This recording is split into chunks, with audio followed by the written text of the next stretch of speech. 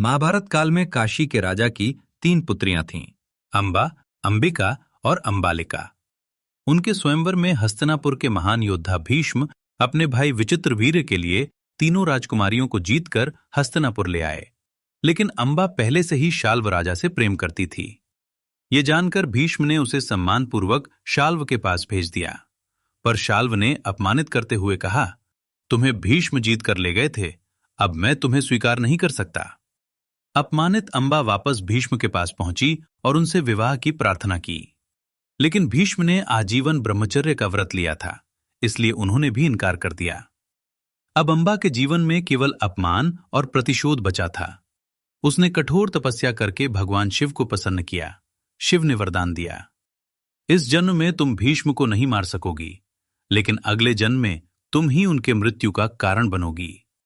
ये सुनकर अंबा ने अग्नि में कूदकर अपने जीवन का अंत कर लिया। समय बीता और पंचाल के राजा द्रुपद के घर एक कन्या का जन्म हुआ, शिखंडी। राजा द्रुपद ने उसे पुत्र की तरह पाला और युद्ध कला सिखाई। बड़े होने पर शिखंडी का विवाह एक स्त्री से हुआ, लेकिन सच्चाई सामने आने पर राज्य में संकट खड़ा हो गया। दुखी होकर शिखंडी जंगल चला गया। वहां उसकी मुलाकात एक यक्ष स्थूणकर्ण से हुई। यक्ष ने दया करके कुछ समय के लिए अपनी पुरुषता शिखंडी को दे दी और स्वयं स्त्री रूप धारण कर लिया। जब यक्षों के स्वामी कुबेर को यह पता चला तो उन्होंने श्राप दिया कि जब तक शिखंडी जीवित रहेगा, ये यक्ष स्त्री ही रहेगा। इस प्रकार शिखंडी जीवन भर पुरुष योद्धा के रूप में रहा। कुरुक्षेत्र के युद्ध में भीष्म ने प्रण लिया था कि वे कभी किसी स्त्री पर हथियार नहीं उठाएंगे। क्योंकि शिखंडी का जन्म स्त्री रूप में हुआ था, भीष्म उसके सामने युद्ध नहीं कर पाए।